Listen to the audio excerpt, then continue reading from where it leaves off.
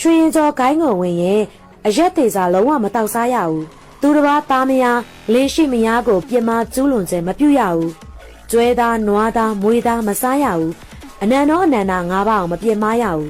ဒီပညာတော်မျက်စိကိုမစော်ကားရဘူးအဲ့ဒီအချက်တွေနဲ့အတူငါးပါးသီလကိုတက်ဆွမ်းသမျှဆောင်ထိန်ရတယ်အထူးသဖြင့်အပေါ်အဓိကအချက်တွေကိုရွှေရင်ကျော်ဂိုင်းဝင်ရင်သစ္စာဆိုရတယ်ပြီးတော့မှဆရာကပထမအဆင့်ဒုတိယအဆင့်ကနေ60စမတိုင်အောင်ဆေးတော်အုပ်လို့စမတွေတောက်ရတယ်ဂရိသစ္စာတည်နေသမျှတော့ဘရဘေးမရှိဘူးရှိခဲ့ရင်လည်းကြီးတာသေးပြီးတော့သေးတာပယ်သွားရော